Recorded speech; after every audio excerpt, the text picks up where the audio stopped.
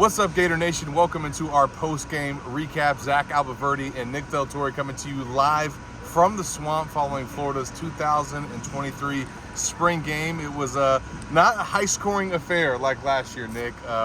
7-7 until the final play of the game where Trey Smack hits a 46-yarder for the game winner. We saw a touchdown from Jack Miller, a touchdown from Graham Mertz, and a quarterback battle that is still undecided. A year ago at this very spot, this time last year, we left thinking Anthony Richards is going to be that dude. You had your quarterback. We don't leave with that this year. Nope. I think we had talked about that and didn't expect to leave with a starting quarterback this year. I don't know that either one showed you a ton that makes fans really happy or excited. Overall, for me, it was kind of just a disappointing spring game. I wrote right before the game, I wanted to see what the offensive line would do. You're banged up. There's no Kingsley McGuakin.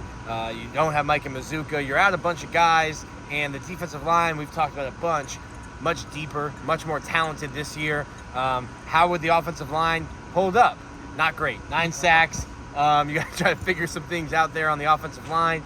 I think that you want to think that this team can run the ball, but you're going to need the 5 guys up front to create some lanes. And that won't be the starting 5 that we see in the fall. So that's something to keep in mind. But I think if you're looking at this as a glass half full, then the defense looks much improved as a unit and gave the offense a lot more fits than what we saw last year. I think they are better in some spots, but a lot has to do with where we are at the quarterback. It's also the spring, too. So if the defense looks great, okay, well, the offense stinks. Or if the offense looks great, Austin Armstrong, it's just another Patrick Toney. So no matter what happens when you're scrimmaging yourself, you can look at it glass half full, glass half empty, or you can kick the glass and shatter it up against the wall.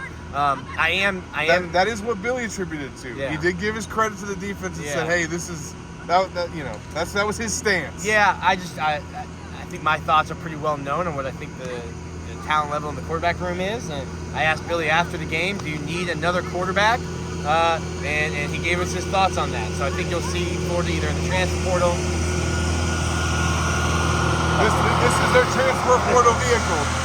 Once May comes, they're going to be driving that into the portal. There go the quarterback room. So I think Florida will either look to Austin Simmons to reclassify. I think he alluded to that. He said there's something already in the works, and we think that that's in the works. Also, though, you and I have both said it. We've been asked a ton. Will Florida go after a quarterback in the transfer portal? Not one just for a number. If there's somebody in the portal that can come in and compete with what you guys saw on the field tonight, Florida will go after them. Yeah, and there's going to be safety help that I think that they try to address as well. We saw a lot of newcomers tonight. 25, I think, that ended up. They have 27 total, but 2 guys didn't play. Impressions on some guys. I thought Cam Carroll probably had one of the highlights of the day. That hurdle. I mean, Cam Carroll's making me look foolish, and I'm fine. I'm here for it. I'm fine for it. But I said, what are you offering to recruit a running back? And you're not going to get a good running back out of the portal because you have 2 ballers coming back. And Cam Carroll said, "Bet, I hear you, Nick. I got you." And he looks fantastic. He had a great spring. You watched him jump over a dude, run through, do spurlock. Like, Cam Carroll imposes his will on defenders. Sure. He's going to be a great addition to that running back room. And I think if you're like last year, leaning on just 2 guys, when somebody needs to come in late in the 3rd quarter, 4th quarter, if Cam Carroll is fresh, that's not somebody a tired defense is trying to get in front of and get in the way of. Yeah, one win that did happen tonight was for Florida recruiting. They not only added another commitment to their 2024 class, which is just killing it right now. They have a better player average rating than Georgia right now. But the recruiting that they had, another turnout of almost 300 kids for the 2nd straight year. It'll be interesting, Nick, to maybe see what some of the attendance numbers that get thrown out on Saturday at some of these other spring games. But I would imagine there's going to be some schools that don't have 300 kids show up at their game because all these kids are having to choose between the schools. And I honestly think, as much as fans don't like it, we're probably going to see this continue. And I think if that means they get maybe half the crowd that they could have got, but twice as many recruits, they're going to do it.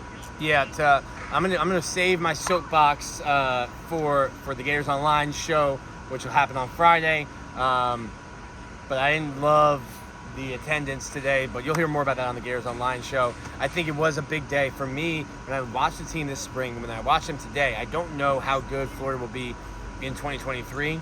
I think the best talent they have on their roster are freshmen and sophomores. Yep, and transfers. And transfers. So I think you're building for the future. And then certainly with the way that football is recruiting right now, with Lagway on campus, Simmons is on campus, I think I hate to ask, but I think you're going to have to be patient. I don't know what the team will be in 23, but they're building, recruiting, and I think the best players on this team are the younger guys. So the future looks bright. It might be the distant future, but I think the future is bright.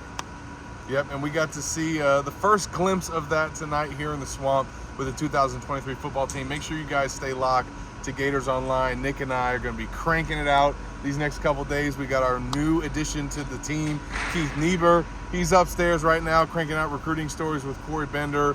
We got Corporate Don on the scene. We had the whole squad here tonight, Pat. Bro, squad rolled deep tonight. 6 deep. Squad rolled deep tonight. So make sure you guys stay locked to Gators Online. We'll see you guys for the Gators Online show as well. And until next time, Nick, I guess next time they see us like this, we'll be in Salt Lake City, Utah, baby. We'll be in Salt Lake City. So Florida will have a quarterback battle settled by then, and we'll see who that maybe fourth addition to the room is. So until next time, for Nick Del Torre, I'm Zach Albaverdi.